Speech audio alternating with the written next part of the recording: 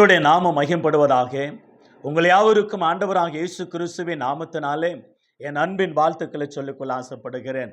எனக்கு அருமையானவர்களே, இந்த நாளுக்கு விசேஷமாக தொடர்ச்சியாக இரண்டாவது பாகமாக சாராயத்தை நாடாதே, கள்ள சாராயத்தை நாடாதே, கல்லறைக்கு போய் சேராது என்ற முதல் பாகத்தை நாம் படித்து கொண்டோம். நல்ல ஒரு ஆலோசனைகளை பைபிளிலிருந்து நாம் கற்றுக்கொள்ள கர்த்தர் நமக்கு உதவி செய்தார். கள்ள சாராயத்தை நாடாதே, கல்லறைக்கு போய் சேராது என்ற முதல் பாகத்தை நாம் படித்து கொண்டோம்.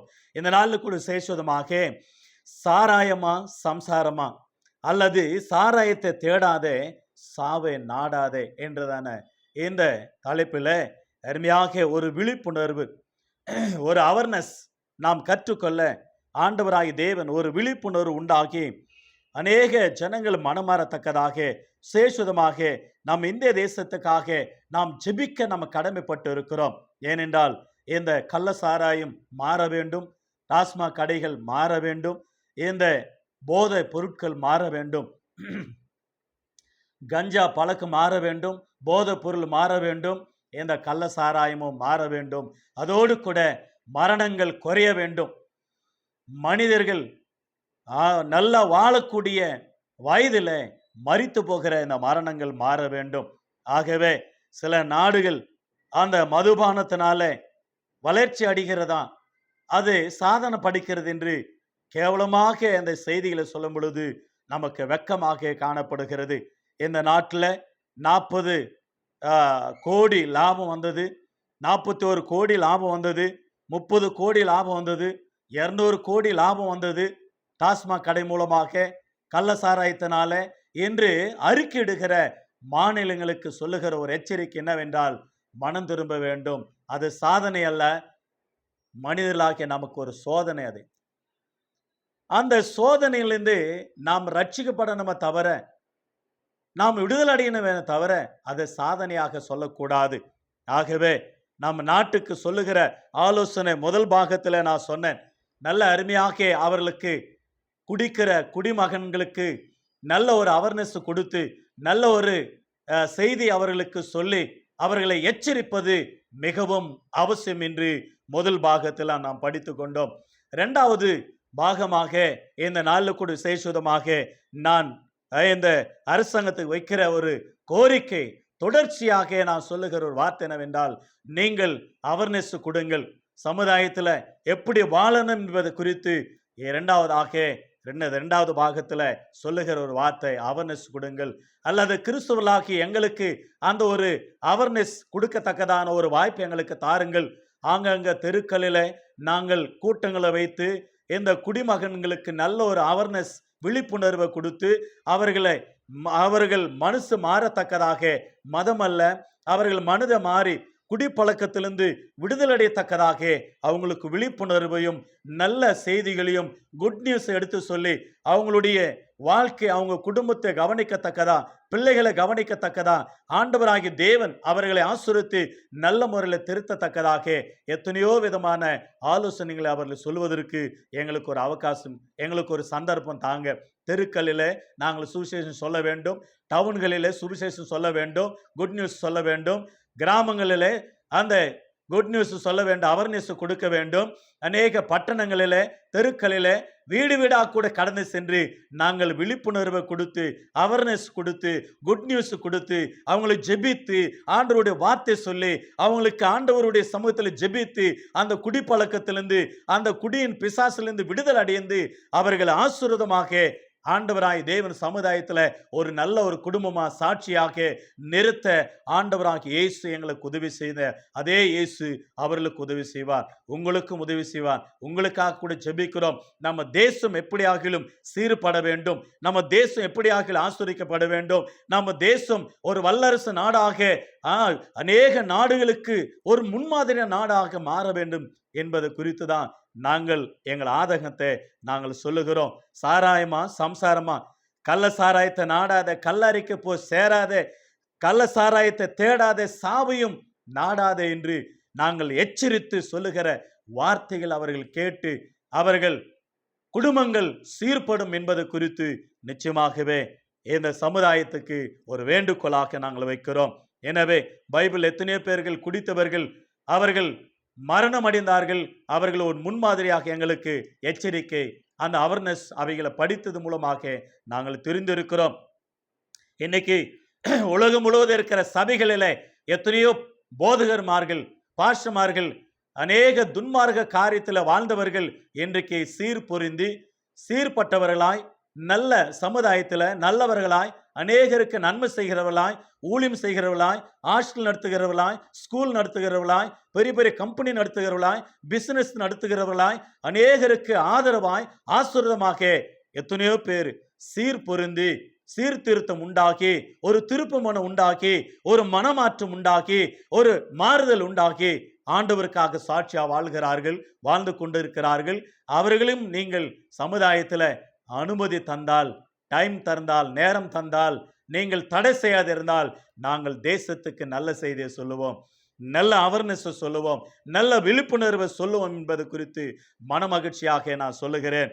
ஆகவே ஏசாயா புஸ்தகம் 5ஆம் அதிகாரம் 11ஆம் வசனத்துல சாராயத்தை நாடி அதிகாலமே எழுந்து மதுபானம் தங்களை சூடாகும்படி தரித்திருந்து இருட்டு போகும் அளவும் குடித்து கொண்டு இருக்கிறவர்களுக்கு ஐயோ என்று பைபிள் சொல்லுகிறது. ஏசாயா 5ஆம் அதிகாரம் 11ஆம் வசனத்துல அந்த கோர்ட்டில் ஒரு பிரச்சனை நடக்கும் பொழுது ஒரு சம்பவம், அநேக மாநிலங்களை இந்த டாஸ்மாக் கடை இருக்கிறது, பிரச்சனைகள் இல்லை என்று சொல்லும் பொழுது, ஆமாயா அநேக மாநிலங்களில் இருக்கக்கூடியவர்கள், இந்த 28 மாநிலங்கள் இருக்கக்கூடியவர்கள், 8 யூனியன் பிரதேசங்களில் இருக்கக்கூடியவர்கள், 6 லட்சத்துக்கு மேலாக இருக்கக்கூடிய கிராமங்களில் அந்த பிரச்சனைகள் இல்லை. ஆனால் தமிழ்நாட்டில் மட்டும் ஏன் அந்த குடி பிரச்சனை அதிகமாக என்றால், எங்கள் நாட்டில் அந்த குடிக்கிறதே பழக்கமாக இருக்கு. எல்லாரும் வேலை செஞ்சுட்டு குடிச்சிட்டு சாயங்காலம் வீட்டுக்கு போவாங்க. ஆனால் எங்கள் நாட்டில் குடியாகவே பொழுது வெடிந்தால் பொழுது போனால் குடியாகவே குடி வேலை ஒரு வேலையாகவே இருக்கிறது. அதனால தான் பிரச்சனைகள், குடும்பத்தில் பிரச்சனை, சமுதாயத்தில் பிரச்சனை, வேலை ஸ்தலத்தில் பிரச்சனை, படிக்கிற இடத்துல பிரச்சனை, வாலிப பிள்ளைகள், வாலிப பெண்கள், வாலிப அந்த வாலிபத்தில் படித்து பெற்றவர்களுக்கு ஆதரவா ஆசீர்வாதமா இருக்க வேண்டிய சமுதாயத்தில் அவர்களுக்கு விழிப்புணர்வு இல்லை, ஒரு அவேர்னஸ் இல்லை. ஆகினாலே நீங்கள் கொடுக்கும்படி அன்பா கேட்டுக்கொள்கிறேன். எங்களுக்கு ஒரு அந்த சந்தர்ப்ப தாங்கள் இப்படியாக அந்த மெடிக்கல் மூலமாக ஏதோ ஒரு நாட்டு மருந்து, நாட்டு வைத்தியம் அது சாப்பிட்டா அந்த குடிமக்கள் மனம் திரும்புவார்கள் அல்லது அந்த மனமாற்றம் உண்டாகும் என்று சொல்லப்படுகிறது. அது உண்மையா பொய்யா என்று நீங்கள் அலசி ஆராய்ந்து அவர்கள் மூலமாக கூட நீங்கள் சமுதாயத்தை ஒரு சீர்படுத்த முடியாது கூட நான் அன்பாக கேட்டுக்கொள்கிறேன். எனக்கு அருமையானவில்லை, இந்த நாளில் கூட சேசுவதமாக நாம் நல்ல அருமையான பாடங்களை நாம் கற்றுக்கொண்டோம். முதல் பாகத்தில் குடிக்க கூடாது என்பது குறித்து நமக்கு ஒரு பெரிய உலகமே ஒரு அதிர்ச்சிக்குள்ளாக, ஒரு கலங்கிய கண்ணீருக்குள்ளாக காணது. அந்த கள்ளக்குறிச்சி கள்ள சாராயத்தினால கண்ணீரில் கலங்கிய அந்த கருணாபுரம் தான். அந்த கருணாபுரத்துல கலங்கிய குடும்பங்கள், அந்த கணவனை இழந்த குடும்பங்கள், அப்பாவை இழந்த குடும்பங்கள், பிள்ளை இழந்த குடும்பங்கள் தவித்து கொண்டு இருக்கிறத நாம் பார்க்கிறோம். நம்முடைய மனதை அப்படியாக கதி கலங்க செஞ்சது, உலகமே கலங்கி போனதை பார்க்கிறோம். அந்த காட்சிகளை பார்க்கும் பொழுது பிள்ளைகள் அழும் பொழுது, பெற்றோர்கள் அழும் பொழுது, அந்த மனைவி பிள்ளைங்க அழும் பொழுது, அவர்கள் அழுகை சத்தத்தை நம்மளால தாங்க முடியாத ஒரு நிலைமை ஏற்பட்டதை நாம் பார்க்கிறோம். ஆகவே அந்த கருணாபுரத்துக்காக நாம் செபிக்கணும், அந்த கள்ளக்குறிச்சிக்காக நாம் செபிக்கணும், அந்த தேசத்துக்காக நாம் ஆண்டவருடைய சமூகத்தில் மன்றாட வேண்டியது மிக அவசியமா இருக்கிறது. பைபிள் இருந்து ஒரு வாக்கியத்தை கூட படித்துக்கொள்ள கர்த்தர் நமக்கு உதவி செய்வாராக. எனக்கு அருமையானவர்களே, நீதிமொழிகள் புஸ்தகம் இவைகள் கிறிஸ்துவலாக்கி நமக்கு ஏன் அப்படின்னு நீங்க கேள்வி கேட்காதபடிக்கு இவைகள் எல்லாம் படித்து கொண்டு தேசத்திற்காக ஒரு விழிப்புணர்வு அவேர்னஸை நீங்க கொடுக்கும்படியாக நான் அன்போடு கூட கேட்டுக்கொள்கிறேன். நீதிமொழிகள் புஸ்தகம் 20ஆம் அதிகாரம் வசனம் 1ஆம் வசனம், திராட்சரசம் பரியாசம் செய்யும், மதுபானம் அமளியும் பண்ணும், அதனால் மயங்குகிற ஒருவனும் ஞானவான் அல்ல. எல்லாம் எவ்வளவு அருமையாக ஆண்டவர் நல்ல ஒரு அவேர்னஸ் விழிப்புணர்வை கொடுக்கத்தக்கதாக அது மதிமயங்க பண்ணும். ஞானவன், புத்திவான், ஞானவான் இப்படிப்பட்டவர்கள் கூட அது ஞானம் இல்லாதவர்களாக மாறிவிடுவார்கள் சொல்லப்படுகிறது. நீதிமொழிகள் 21ஆம் அதிகாரம் 17ஆம் வசனம் கூட பாருங்களேன். சிற்றின்ப பிரியன் தரித்திரன் ஆவான், மதுபானத்தையும் எண்ணெயும் விரும்புகிறவன் ஐஸ்வர்யம் ஆவதில்லை. எவ்வளவு ஒரு தன்னுடைய மனைவி பிள்ளைங்களுடைய வாழ்க்கையில கூட விளையாடுகிற இந்த குடிமகன்களை பார்க்கிறோம். எல்லாவற்றையும் அடகு வைப்பார்கள். தன்னுடைய மனைவி கட்டி கொண்டிருக்கிற பட்டு புடவையை கூட அடமானம், தாலியை கூட அடமானம், கயித்துல இருக்கிறது, தன்னோட காதில் இருக்கிறது, மூக்கில் இருக்கிறது, ஒரு நெகை நெட்டை வைக்காம அதெல்லாம் அடமானம் வைத்து குடிப்பார்கள். அதான் சொல்லப்படுகிறது, ஐஸ்வர்யன் ஆகுவதில்லை, தரித்திரன் ஆவான். தரித்திரம். அவன் அவன் போட்டுக்கிற துணி தரித்திரம், தன்னோட மனைவிக்கு தரித்திரம், பிள்ளைகளுக்கு தரித்திரம், வீட்டுக்கு தரித்திரம், நாட்டுக்கே தரித்திரம். தரித்திரம் தரித்திரம். வேலைக்கு போக முடியாது, கடன் வாங்குவான், துண்டு பீடி பொறுக்குவான் ரோட்ல. கொஞ்சம் குடிச்சு வச்சா கூட கொஞ்சம் கொடுங்க அப்படின்னு சொல்லுவாங்க. நிறைய பேர் கெஞ்சுவாங்க பாருங்க, ஒரு 10 ரூபா கொடுங்க, 5 ரூபா கொடுங்க, கெஞ்சுவாங்க. ஏன்? அவங்களால தாங்க முடியாது. அவங்களுக்கெல்லாம் ஒரு விழிப்புணர்வு கொடுக்கணும், அவங்களுக்கெல்லாம் ஜெபிக்கணும், அவங்களுக்கெல்லாம் புத்தி சொல்லணும், ஒரு அவேர்னஸ் கொடுக்கணும். யாரென்றால் சமுதாயம் கொடுக்கணும், அரசாங்கம் கொடுக்கணும். அதோடு கூட சோசியல் ஒர்க் பண்ணுகிறவர்களை நீங்கள் அனுமதிக்கணும். அதே தான் கிறிஸ்தவர்களாகிய நாங்களும் செய்கிறோம். ஒரு சோசியல் ஆக்டிவிட்டி, சோசியல் ஒர்க்கு, விழிப்புணர்வு அவேர்னஸ் கொடுக்கிறோம். எங்களை நீங்கள் அனுமதியுங்கள். நாங்கள் தேசத்தை ஆண்டவருடைய சமூகத்தில் ஜெபித்து சீர்திருத்த கர்த்தர் எங்களுக்கு உதவி செய்வராக. ஆகையினாலே சிற்றின்ப பிரியன் பிள்ளைகளுக்கு இருக்கிற அந்த சொத்தை கூட அழித்து விடுவார்கள். வீட்டில் இருக்கிற குண்டா சட்டையை கூட கொண்டு போய் கொடுத்துருவான். பித்தளை பொருள் இருந்தாலும், அது என்ன பொருள் இருந்தாலும் கொண்டு போயிட்டு அடமானம் வைத்து குடிக்கிறதே பழக்கமாக. எனக்கு அருமையானவில்லை, வேண்டாம் சகோதரனே. ஒருவேளை இந்த செய்தியை கேட்கிற சகோதரனே, நீ குடிகார மகனா இருப்பாயானால், குடி பிரியனா இருப்பாயானால் மறந்து விடு, அதை விட்டு விடு. நல்லதல்ல, உன்னையும் கெடுத்துரும், உன் குடும்பத்தையும் கெடுத்துரும், உன் குடும்பம் நடுத்தருள் வந்து நிற்கும் என்பது குறித்து பைபிள் நமக்கு எச்சரிக்கிறத பார்க்கிறோம். பாருங்க, இந்த குடிகாரர்களுக்கு என்ன நடக்கும் என்பது குறித்து பைபிள் சொல்லுகிற அருமையான ஒரு ஆலோசனை நீதிமொழிகள் புஸ்தகம் 23ஆம் அதிகாரம் 29 முதல் 35 வசனங்களை நான் வாசிக்கிறேன். The book of Proverbs 23 verse 29 to 35. நீதிமொழிகள் புஸ்தகம் 23ஆம் அதிகாரம் வசனம் 29 முதல் 35 வசனங்களை வாசிக்கிறேன். ஐயோ, யாருக்கு வேதனை, யாருக்கு துக்கம், யாருக்கு சண்டைகள், யாருக்கு புலம்பல், யாருக்கு காரணமில்லாத காயங்கள், யாருக்கு ரத்தம் கலங்கின கண்கள், மதுபானம் இருக்கும் இடத்துல தங்கி தரிப்பவர்களுக்கும் கலப்புள்ள சாராயத்தை நாடுகிறவர்களுக்கும் தானே. மதுபானம் இரத்தவரணமாய் இருந்து பாத்திரத்தில் பளபளப்பாய் தோன்றும்.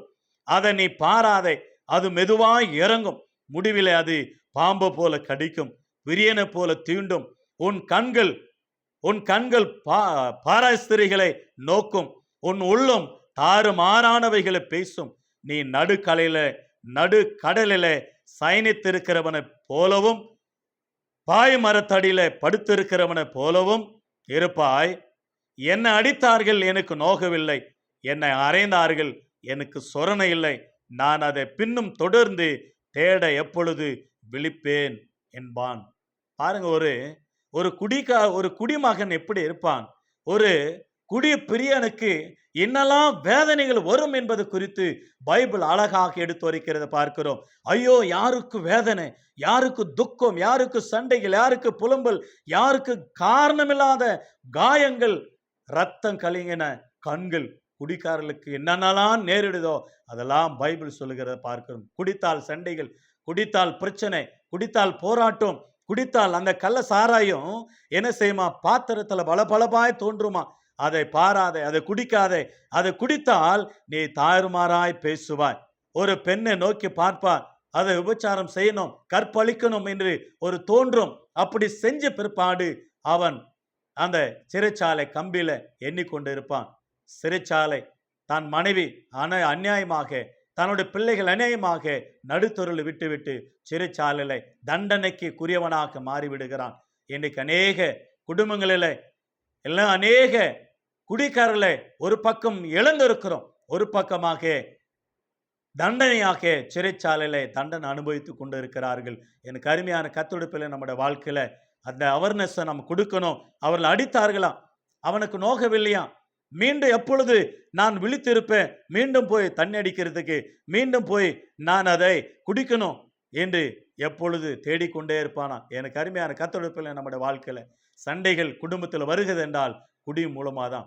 உன் குடி மூலமாக உன்னுடைய குடும்பத்தில் சமாதானத்தை இழக்கிறாய், சந்தோஷத்தை இழக்கிறாய், மனைவி இழக்கிறாய், பிள்ளைகளை இழக்கிறாய். அதுக்கு அடுத்தது சமுதாயத்தில் இருக்கக்கூடிய மதிப்பு மரியாதை கூட இழந்து அதுக்கு பிற்பாடு மரணத்தை சந்திக்கிறதாய். எனக்கு அருமையான தேவஜனமே, எனக்கு அருமையான நண்பனே, எனக்கு அருமையான நண்பனே, உனக்கு நல்ல ஒரு குட் நியூஸ். இயேசு உன்னை நேசிக்கிறார், இயேசு உன்னை நேசிக்கிறார், இயேசு உன்னை அழைக்கிறார். உனக்காக ஆண்டவர் ரத்த சிந்தினார், கல்வாரி சிலுவையில் தன் ஜீவனை கொடுத்தார். அவரை நோக்கி பார்ப்பாயானால், அவரை நோக்கி கெஞ்சுவாயானால், அவரை நோக்கி ஆண்டவரே என்று கூப்பிடுவாயானால் அந்த குடிப்பழக்கத்திலிருந்து விடுதலாக்க வல்லவரா இருக்கிறார். அந்த குடிப்பழக்கத்திலிருந்து உன்னை ரட்சிக்க வல்லவரா இருக்கிறார். அந்த குடிப்பழக்கத்திலிருந்து ஆண்டவர் உனக்கு உதவி செய்ய வல்லவரா இருக்கிறார். இயேசு உனக்காக ரத்தம் சிந்தினார், இயேசு உனக்காக ஜீவனை கொடுத்தார், இயேசு உன்னை தேடி வருகிறார். ஆண்டவருடைய நாம மகிம்படுவதாக. எனக்கு அருமையானவில்லை, அம்மா கொடுக்கிற ஆலோசனை பாருங்களேன். அம்மா கொடுக்கிற ஆலோசனை பாருங்க, அற்புதமான அம்மா ஒரு நல்ல ஆலோசனை கொடுக்கும். நீதிமொழிகள் புஸ்தகம் ஒரு குடிகார மகனுக்கு அல்லது நல்லா இருக்கிற மகனுக்கு ஒரு அம்மா கற்றுக் கொடுக்கிற அம்மா ஆலோசனை பாருங்களேன். நீதிமொழிகள் 31 அதிகாரம் 1 முதல் சில வாக்கியங்களை வாசிக்கிறேன்.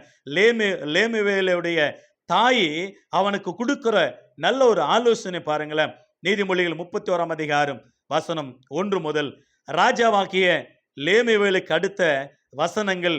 அவன் தாய் அவனுக்கு போதித்த உபதேசமாவது, என் மகனே, என் கர்ப்பத்தின் குமாரனே, என் பொருத்தனைகளின் புத்திரனே, ஸ்திரீகளுக்கு உன் பலனையும் ராஜாக்களுக்கு கொடுக்கும் காரியங்களுக்கு உன் வழிகளையும் கோடாதே. திராட்சரசம் குடிப்பது ராஜாக்களுக்கு தகுதி அல்ல, லேமுவேலே, அது ராஜாக்களுக்கும் தகுதி அல்ல, மதுபானம் பிரபுக்களுக்கும் தகுதி அல்ல. மதுபானம் பண்ணினால் அவர்கள் நியாய பிரமாணத்தை மறந்து சிறுமைப்படுகிறவர்களுடைய நியாயத்தை பொருட்டுவார்கள். மடிந்தவனுக்கு மதுவையும் மன கசந்தவனுக்கு திராட்சரசத்தையும் கொடுங்கள். அவன் குடித்து தான் குறைவைகளை மறந்து தான் வருத்தத்தை அப்பாரம் நினையாது இருக்கட்டும். இந்த வார்த்தையிலெல்லாம் சொல்லப்படுகிறது, குடிக்காதே. குடித்தால் உன்னுடைய வாழ்க்கையில நியாயத்தை பொருட்டவே. ராஜாக்களுக்கும் தகுதி அல்ல, அதிகாரிகளுக்கும் தகுதி அல்ல, படித்தவர்களுக்கும் தகுதி அல்ல, குடும்பத்தை நடத்துவர்களுக்கும் தகுதி அல்ல. இது நல்லதல்ல. ஆகவே நீங்கள் இதை மனமாற வேண்டும் என்று சொல்லி தாய் அற்புதமாக, அந்த லேமுவேலுடைய தாய் நல்ல ஆலோசனை கொடுக்கிறத பார்க்கிறோம். இப்போ தாய் தான் பிள்ளைகளுக்கு எவ்வளவுதான் புத்தி சொன்னாலும் சில தாய்மார்களை அந்த பிள்ளைங்க கேட்கிறதே இல்லை பாருங்க. அடிக்கிறாங்க, ஒதுக்கிறாங்க. சில நேரங்களில் தாயை கூட கொலை செய்கிறவனா இருக்கிறான். எனக்கு அருமையான கத்தோடுப்பில் நம்முடைய வாழ்க்கையில பிள்ளைகளை எப்படி நடத்த வேண்டும் என்பது குறித்து பிதாவாகிய தேவன் பைபிளில் நமக்கு எழுதி வைத்தார். இயேசு கிறிஸ்தானவர் நமக்கு எழுதி வைத்தார். இயேசு கிறிஸ்து உங்களை விடுதலாக்கினால் நீங்கள் மெய்யாகவே விடுதலாவீர்கள் என்று யோவான் 8 அதிகாரம் 32 வசனத்தில் வாசிக்கிறோம். இயேசு கிறிஸ்து குடிப்பழக்கத்திலிருந்து விடுதலாக்குகிறவராய் எத்தனையோ பேர் சாட்சிகள், எத்தனையோ பேர் அவர்னஸ் தங்களுடைய சாட்சி கடிதங்கள், டிராக்ஸுகள், புக்குகள், புத்தகங்கள் எழுதியிருக்கிறார்கள். எத்தனை பேர் சபைகளில் சாட்சி கொடுக்கிறார்கள். நீங்கள் எப்படிப்பட்டவர்களாக இருக்கிறீர்கள் என்பதை குறித்து மறந்து விடாதீர்கள். இப்பொழுது தாய் ஆலோசனை சொன்னார் தன்னோட மகனுக்கு குடிக்க கூடாது என்று. இப்பொழுது ஒரு தகப்பன் நல்ல ஒரு ஆலோசனை கொடுக்கிறார். எனக்கு அருமையானவர்களே, இந்த எரேமியா புஸ்தகம் 35 அதிகாரத்தை நீங்கள் படித்தீங்கன்னா ஆச்சரியப்பட்டு போவீங்க.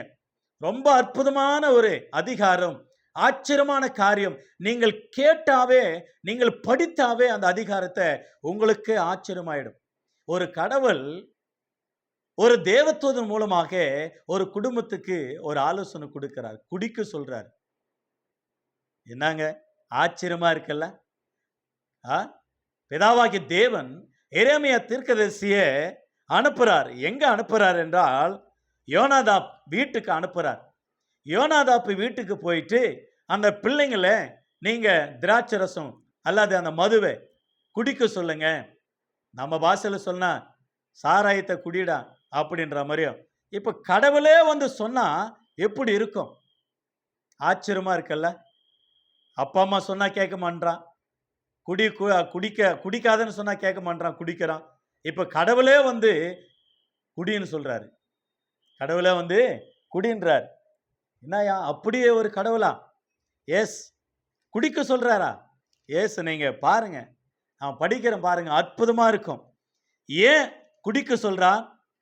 ஏன் அந்த வார்த்தை அங்க மென்ஷன் பண்ணார் அந்த அதிகாரத்துல என்பது குறித்து அற்புதமான ஒரு அதிகாரம் எரேமியா புஸ்தகம் 35ஆம் அதிகாரத்துல வாசிக்கலாம் பாருங்க.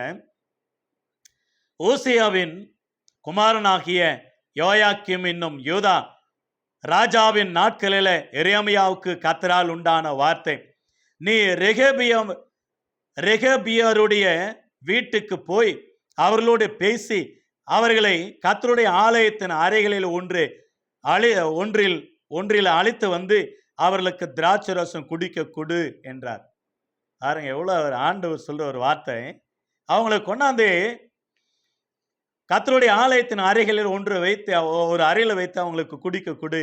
அப்பொழுது நான் அபசியாவினில் குமாரனாகிய எரேமியாவுக்கு மகனான யாசியனியாவையும் அவனுடைய சகோதரரையும் அவனுடைய குமாரர் எல்லாரையும் ரெகாபியருடைய குடும்பத்தார் அனைவரையும் அழைத்து கர்த்தருடைய ஆலயத்திலே பிரபுக்களுடைய அறையின் அருகேயும் வாசல காக்கிற சல்லூமியின் குமாரனாகிய மாசேயாவினுடைய அறையின் மேலுள்ள இத்தாலியின் குமாரனும் தேவனுடைய மனுஷனுமாகிய ஆனான் என்னும் புத்திரனுடைய அறையில் அவர்களை கூட்டிக் கொண்டு வந்து திராட்சை ரசத்தினால் நிரப்பப்பட்ட குடங்களையும் கிண்ணங்களையும் ரெகாபியருடைய குடும்பத்தாரை சேர்ந்த புத்திரரின் முன்ன வைத்து அவர்களை நோக்கி திராட்சை ரசம் குடிங்கள் என்றேன். அதற்கு அவர்கள், நாங்கள் திராட்சை ரசம் குடிக்கிறதில்லை, ஏனென்றால் ரெகாபியன் குமாரனாகிய எங்களுடைய தகப்பன் யோனாதாப் நீங்கள் பரதேசிகளா தங்குகிற தேசத்துல நீடித்து இருக்கும்படிக்கு நீங்களும் உங்கள் பிள்ளைகளும் என்றென்றைக்கும் திராட்சை ரசம் குடியாமலும் வீட்டை கட்டாமலும் வெதையாமலும் திராட்சை தோட்டங்களை நாட்டாமலும் அதை கையாளாமலும் உங்களுடைய எல்லா நாட்களிலும் கூடாரங்களில் குடியிருப்பீர்களாக என்று எங்களுக்கு கட்டளையிட்டார். அப்படியே எங்களுடைய எல்லா நாட்களிலும் நாங்களும் ஸ்திரீகளும் எங்கள் குமாரரும் எங்கள் குமார்த்திகளும் திராட்சை ரசம் குடியாமலும் நாங்கள் குடியிருக்கிற வீடுகளை கட்டாமலும் ரெகாபியன் குமாரனாகிய எங்கள் தகப்பன் யோனாதாபின் சத்தத்துக்கு கீழ்ப்படிந்திருக்கிறோம். எங்களுக்கு திராட்சை தோட்டமும் வயலும் விதைக்கப்படுவதில்லை. நாங்கள் கூடாரங்களில் குடியிருந்து எங்கள் தகப்பனாகிய யோனாதாப் எங்களுக்கு கட்டளிட்டபடியெல்லாம் கீழ்ப்படிந்து செய்து வந்தோம். ஆனாலும் பாபிலோன் ராஜாவாகிய நேபுகத்நேச்சர் இந்த தேசத்தில் வந்த பொழுது நாம் கல்தேயருடைய இராணுவத்துக்கு சீரியருடைய இராணுவத்துக்கும் தப்பும்படிக்கு எருசலேமுக்கு வாருங்கள் என்று சொன்னோம். அப்படி எருசலேமில் தங்கியிருக்கிறோம் என்றார்கள். அப்பொழுது கர்த்தருடைய வார்த்தை எரேமியாவுக்கு உண்டாக்கி அவர், கீழே வாசிக்கலாம் கொஞ்சம் பொறுத்து. எனக்கு அருமையானவில்லை, இந்த அற்புதமாக யோனாதாப்பினுடைய பிள்ளைங்க சொல்ற ஒரு வார்த்தை அற்புதமா இருக்குல்ல, ஆச்சரியமா இருக்குல்ல. எனக்கு அருமையான கர்த்தருடைய பிள்ளை, நம்முடைய வாழ்க்கையில ரொம்ப அற்புதம்னா அற்புதம். நாம் ஆச்சரியப்படக்கூடிய ஒரு காரியம் என்னவென்றால், எனக்கே ரொம்ப ஆச்சரியமா இருக்கு இந்த அதிகாரத்தை படிக்கும் பொழுது. ஏனென்றால் அவர்கள் தகப்பன் சொன்னாராம் 6ஆம் வசனத்துல, நீங்க குடிக்க கூடாது, நீங்கள் நீடித்து இருக்க வேண்டும், நீங்கள் சமாதானமா இருக்க வேண்டும். பெரிய பெரிய வீடுகளை கட்டி கொள்கிறதுனால உங்களுக்கு லாபம் என்ன? ஒன்றுமில்லை. இந்த தேசம் நமக்கு சொந்தமானதல்ல, பரலோகம் நமக்கு சொந்தமானது, ஒழுக்கமா இருக்க வேண்டும் என்று தன்னுடைய தகப்பன் சொன்ன வார்த்தை கடவுளுடைய தூதனாகிய எரேமியா தீர்க்கதரிசியானவர் சொல்றாரு, ஆண்டவர் தான்பா குடிக்க சொன்னாரு, குடிங்க. நாங்கள் குடிக்க மாட்டோம், எங்கள் மனைவிகள் குடிக்க மாட்டாங்க, எங்கள் பிள்ளைகள், எங்கள் குமாரர், எங்கள் குமார்த்திகள் நாங்கள் குடிக்க மாட்டோம். எங்கள் தகப்பனாகிய யோனாதாப் சொன்ன ஆலோசனைக்கு நாங்கள் கீழ்ப்படிந்திருக்கிறோம். It is wonderful family, the God family.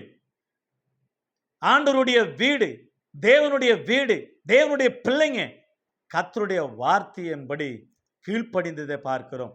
அற்புதமா இருக்கிறது. எனக்கு அருமையான கர்த்தருடைய பிள்ளை, நம்முடைய வாழ்க்கையில ஆண்டவரே வந்து சொன்னா கூட அவங்க கீழ்ப்படியவில்லை பாருங்க. நாங்கள் குடிக்க மாட்டோம்.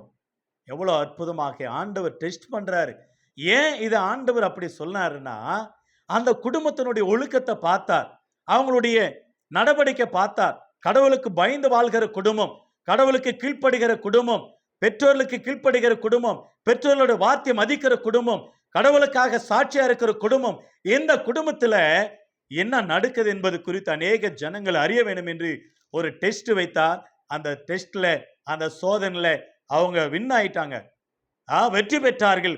அது மீண்டும் ஆண்டவர் சொல்றாரு, அருமையான ஒரு வார்த்தை. எரேமியா 35 அதிகாரம் வசனம் 12 இருந்து பாருங்களேன். எரேமியா புஸ்தகம் 35 அதிகாரம் 12 முதல். அப்பொழுது கர்த்தருடைய வார்த்தை எரேமியாவுக்கு உண்டாக்கி அவர், இஸ்ரவேலின் தேவனாகிய சேனைகள் கர்த்தர் உரைக்கிறது என்னவென்றால், நீ போய் யூதாவின் மனுஷரும் எருசலேம் குடிகளும் நோக்கி, நீங்கள் என் வார்த்தைகளை கேட்டு புத்தியை ஏற்றுக்கொள்கிறது இல்லையோ என்று கர்த்தர் சொல்லுகிறார். இதோ திராட்சை ரசம் குடியாதபடிக்கு ரெகாபின் குமாரனாகி யோனாதாப் தான் புத்திரருக்கு கட்டளிட்ட வார்த்தைகளை கை கொள்ளப்பட்டு வருகிறது. அவர்கள் என்னால் மட்டும் அதை குடியாமல் தங்கள் தகப்பனுடைய கட்டளைக்கு கீழ்ப்படுகிறார்கள். ஆனாலும் நான் உங்களுக்கு ஏற்கனவே சொல்லிக் கொண்டு வந்தும் எனக்கு கீழ்ப்படியாமல் போகிறீர்கள் என்று கடிந்து கொண்டு கடைசி வரையில புத்தி சொல்றாரு பாருங்க. 19ஆம் வசனம் இல்லையும் நீங்கள் வாசித்தீங்களானாக்கா பாரு, அவங்க அப்பா வார்த்தையை கரெக்டா கேட்டு நடக்கிறாங்க. நீங்க எப்படி இருக்கிறீங்க? என் வார்த்தையை நீங்க ஏன் கேட்கல? நீங்க ஏன் கீழ்ப்படியில? நீங்க ஏன் மதித்து நடக்கிறதில்ல என்று சொல்லி ஆண்டவர் எவ்வளோ மனசு கசந்து மனம் வேதனைப்பட்டு அழுகிறார். எனக்கு அருமையான கர்த்தருடைய பிள்ளை, நம்முடைய வாழ்க்கையில அநேக சபைகளில் கூட சிலர் விசுவாசிகள் குடிக்கிறத பார்க்கிறோம். குடிக்க கூடாதுங்க, நீங்க பரலோகத்துக்கு வர மாட்டீங்க. எபேசியர் 6ஆம் அதிகாரத்தில் எபேசியர் 5ஆம் அதிகாரத்திலும் 1 கொரிந்தியர் 6ஆம் அதிகாரத்தில் வாசிக்கிறோம் 9:10. நீங்கள் பரலோக ராஜ்யத்தில் வர முடியாது, தேவனுடைய ராஜ்யத்தில் பிரவேசிக்க முடியாது. பரலோகம் நமக்கு சொந்தம், மோட்சத்துக்கு போக வேண்டும். ஆகவே கிறிஸ்தவர்கள் சில பேர் குடிக்க கூடாது, ஊழியக்காரர்கள் கூட குடிக்க கூடாது. முதல் பாகத்தில் ஆண்டவர் சொன்னதாக எழுதி வைத்ததை நாம் வாசித்தோம். முதல் பாகத்தில் நாம் படித்து கொண்டோம். எனவே ஒரு ஊழியக்காரன் எப்படி இருக்க வேண்டும், ஒரு விசுவாசி எப்படி இருக்க வேண்டும், ஒரு மூப்பர் எப்படி இருக்க வேண்டும், ஒரு தேவனுடைய பிள்ளை எப்படி இருக்க வேண்டும், ஒரு தேவனுடைய குடும்பம் எப்படி இருக்க வேண்டும். ஆகவே எபேசியர் 6ஆம் அதிகாரம் 1, 2, 3 ஆகிய வசனங்களை வாசிக்கிறோம். நீங்கள் நீடித்து வாழும்படியாக, நீங்கள் ஆயுசு நாட்கள் பெருக்கத்தோடு வாழும்படியாக உன் பெற்றோர்களை கனம் பண்ணு. ஆண்டவர் கர்த்தருக்குள்ளாக உன் பெற்றோர்களை கனம் பண்ணுங்கள். அப்பொழுது நீங்க பூமியில சுகமா இருப்பீர்கள், உங்கள் ஆயுசு நாட்கள் கூட பெருகும் என்று சொல்லப்படுகிறது. யாத்திராகமம் 20ஆம் அதிகாரத்தில் வாசிக்கிறோம் 10 கட்டளைகளிலே உன் தாயும் தகப்பனும் கனம் பண்ணுவாயாக, உன் ஆயுசு நாட்கள் நீடித்திருப்பதற்கும் பூமியில நீங்கள் சுகமா வாழ்வதற்கும் பிள்ளைகளை பெற்றோர்களுக்கு கீழ்ப்படிந்து வாழணும் என்று சொல்லி பைபிள் சொல்லுகிறத பார்க்கிறோம். ஆகவே அருமையான தாய் தகப்பன்மார்கள், உங்கள் பிள்ளைகள் எப்படிப்பட்டுள்ளா இருக்கிறீர்கள்? பையனாண்டியே பீடி வாங்கிட்டு வந்து கொடுத்து அனுப்புவான். அநேக தகப்பன்மார்கள், டேய் பீடி வாங்கிட்டு வா, டேய் சிகரெட் வாங்கிட்டு வா, டேய் போ அந்த சாராக்கையில் வாங்கிட்டு வா, போ அந்த அங்கிள் அனுப்ப காசு கேட்டு அப்படியே டாஸ்மாக் கடைக்கு போ வாங்கிட்டு வா. அவன் வாங்கிட்டு வரும் பொழுதே வாசனை பார்த்துட்டு வருவான், கொஞ்சம் குடிச்சிட்டு வருவான். பீடி வாங்கிட்டு வரும் பொழுதே ஒரு பீடியை திருடுவான். அப்படியாக வைத்துக்கொண்டு நீங்க எப்படி குடிக்கிறீங்களோ, நீங்கள் எப்படி பீடி பிடிக்கிறீங்களோ, நீங்கள் எப்படி பொடி போடுறீங்களோ, நீங்க எப்படி வெத்தலை போடுறீங்களோ, நீங்க தான் அவனுக்கு கெட்டு குட்டி சவர் ஆக்குவதற்கு வழி காட்டுறீர்கள். உங்களை கையை கூப்பி கேட்கிறேன், நீங்கள் மனம் திரும்ப வேண்டும். நீங்கள் உங்களை தப்புகளை பிள்ளைகள் பார்க்க கூடாது, நீங்கள் செய்கிற தகாத காரியங்களை பார்க்க கூடாது. சிகரெட்டு அந்த புகையை இழுக்கிறனை விட அந்த புகையை வாசனை பார்க்கிறவர் ரொம்ப ஆபத்து. அநேக வீடுகளில மனைவி எதிர்க்க, பிள்ளைங்க எதிர்க்க, குடும்பத்தை எதிர்க்க, குழந்தைங்க எதிர்க்க சிகரெட்டு பீடி பிடிப்பான் பாருங்க.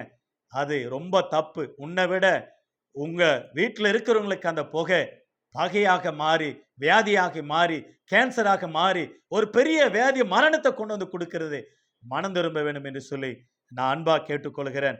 ஆகவே எனக்கு அருமையானவில் யோனதாப் குடும்பம் எப்படி ஒரு மனமாற்றம் உண்டானது பாருங்க.